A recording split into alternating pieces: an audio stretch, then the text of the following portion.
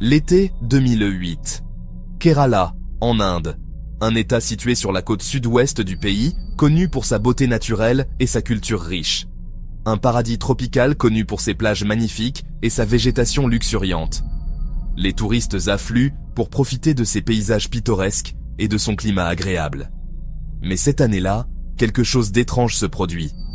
Un phénomène météorologique inhabituel commence à se manifester.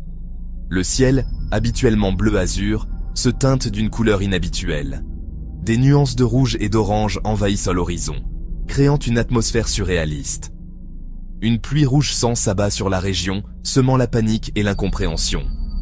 Les habitants, habitués aux pluies de mousson, sont déconcertés par cette pluie écarlate. Imaginez, vous êtes dans votre jardin. Le ciel s'assombrit, les nuages deviennent menaçants et une étrange tension remplit l'air. Soudain, des gouttes rouges tombent du ciel. Vous tendez la main. La pluie, d'abord légère, devient rapidement plus intense. L'eau qui coule sur vos doigts est rouge, comme du sang. La peur vous envahit. Que se passe-t-il? Est-ce un présage? Une malédiction? C'est ce qu'ont vécu les habitants de Kerala pendant cet été étrange. La communauté, perplexe et effrayée, cherche des réponses. La pluie rouge est tombée pendant près de 2 mois, marquant profondément les esprits. Les rues et les rivières se sont teintées de rouge, transformant le paysage familier en un spectacle inquiétant. Le phénomène, d'une ampleur sans précédent, a suscité de nombreuses interrogations. Les scientifiques se sont penchés sur cette énigme, cherchant à comprendre l'origine de cette pluie mystérieuse. Les théories allaient des explications scientifiques aux croyances locales, ajoutant une couche de mystère à cet événement déjà extraordinaire. Face à l'inconnu, les réactions sont multiples. Certains habitants, effrayés, y voient un signe divin, une punition des dieux. D'autres, plus pragmatiques, cherchent une explication rationnelle. Les rumeurs vont bon train. Certains parlent d'une pluie de sang, annonciatrice de malheur. D'autres évoquent des explosions industrielles, des pluies de sable du désert, voire des essais nucléaires secrets. Au milieu de ces spéculations, la communauté scientifique s'empare du phénomène. Des échantillons de la pluie rouge sont collectés et analysés. Le mystère s'épaissit. Les analyses révèlent une présence importante de particules solides dans l'eau de pluie. Des particules d'origine inconnue. Certaines ressemblent à des cellules, d'autres à des spores. L'hypothèse d'une contamination industrielle est rapidement écartée. Les particules ne correspondent à aucun polluant connu. La piste du sable du désert est également abandonnée. La composition des particules ne correspond pas. Le mystère s'épaissit. Les scientifiques sont perplexes. D'où viennent ces particules? Quelle est leur nature exacte? Les questions se multiplient. Face à l'incapacité d'identifier les particules, une théorie audacieuse émerge. Et si ces particules venaient de l'espace? Et si la pluie rouge était le résultat d'une pluie de météorites?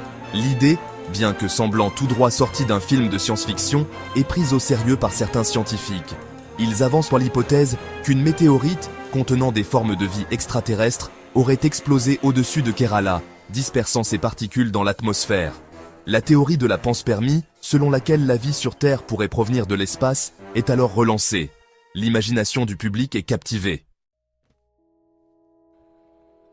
Section 5. La controverse scientifique et l'énigme des cellules. Cependant, la communauté scientifique reste divisée. Depuis la première apparition des pluies rouges en 2001, les chercheurs du monde entier se sont penchés sur ce phénomène étrange. Les débats sont intenses et les théories nombreuses. La théorie extraterrestre, bien que séduisante, manque de preuves tangibles. Certains pensent que les particules rouges pourraient provenir de météorites ou de débris spatiaux, apportant des cellules extraterrestres sur Terre. D'autres scientifiques privilégient une explication plus terre-à-terre. Ils suggèrent que les particules rouges pourraient être d'origine terrestre, peut-être des spores d'algues ou des champignons transportés par le vent. L'hypothèse la plus probable, selon eux, est que les particules rouges soient des spores d'algues. Ces spores, en suspension dans l'air, pourraient retomber avec la pluie, donnant cette couleur rougeâtre. Certaines espèces d'algues, en effet, peuvent produire des pigments rouges et se disperser dans l'air sous forme de spores. Ces algues, souvent microscopiques, sont capables de survivre dans des conditions extrêmes et de se propager sur de grandes distances. Mais cette explication ne convainc pas tout le monde. Les sceptiques soulignent que les analyses ADN des particules ne correspondent à aucune algue connue, ce qui laisse planer le doute sur leur véritable origine. Les analyses ADN des particules ne correspondent à aucune algue connue. Cette anomalie génétique intrigue les chercheurs et alimente les spéculations sur une origine encore inconnue. Le mystère des pluies rouges de Kerala reste entier. Malgré des années de recherche et de nombreuses hypothèses, aucune explication définitive n'a encore été trouvée.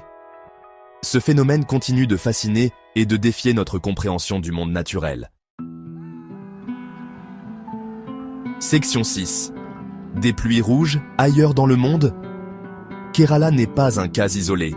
En fait, des pluies colorées ont été signalées dans plusieurs régions du monde, et ce, depuis des siècles. Ces phénomènes intrigants ont souvent suscité la curiosité et l'inquiétude des populations locales. Des pluies colorées ont été observées dans d'autres parties du monde, à travers l'histoire. Par exemple, des documents historiques mentionnent des pluies rouges, jaunes et même noires, chacune avec ses propres explications et théories. En 1896, une pluie rouge sang s'abat sur la ville de Calais, en France, provoquant la panique parmi la population. Les habitants, ne comprenant pas l'origine de cette pluie étrange, ont souvent attribué ces événements à des présages ou des signes divins. Plus récemment, en 2012, une pluie rouge sang est tombée sur la ville de Tianjin, en Chine. Cet événement a également attiré l'attention des scientifiques et des médias, cherchant à comprendre la cause de cette anomalie météorologique.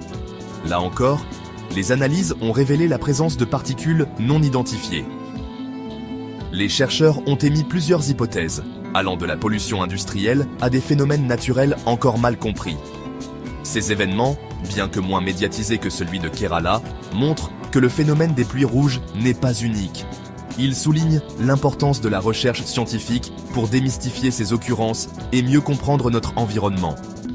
Ils soulèvent des questions fascinantes sur la nature de notre planète et sur les mystères qu'elle recèle encore. Chaque événement de pluie rouge nous rappelle combien il reste à découvrir sur les processus naturels qui façonnent notre monde.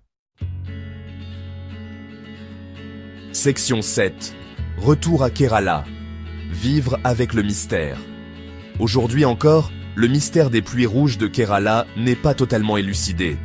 Les scientifiques continuent d'étudier les échantillons collectés, à la recherche de nouvelles pistes.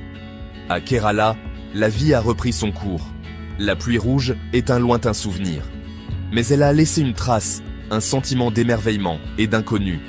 Les habitants ont appris à vivre avec ce mystère, témoins de la puissance et de l'imprévisibilité de la nature. Section 8. Leçon d'un phénomène inexpliqué. Les pluies rouges de Kerala nous rappellent que nous ne savons pas tout, que notre monde est encore plein de mystères, de phénomènes qui défient notre compréhension. Ce phénomène nous invite à l'humilité, à la prudence face à l'inconnu. Il nous rappelle que la science, bien qu'en constante évolution, n'a pas réponse à tout. Et c'est peut-être là que réside la beauté de la chose. Dans le mystère, dans l'inconnu, dans la possibilité que l'extraordinaire se cache là où on ne l'attend pas. Section 9. Et si la vérité était encore plus étrange? Et si les pluies rouges n'étaient que la partie visible de l'iceberg? Et si elles étaient le signe de quelque chose de plus grand, de plus profond, que nous commençons à peine à entrevoir? L'univers est vaste, mystérieux, insondable. Les pluies rouges de Kerala nous le rappellent avec force. Elles nous invitent à garder l'esprit ouvert, à ne jamais cesser de questionner, à explorer l'inconnu avec curiosité et émerveillement.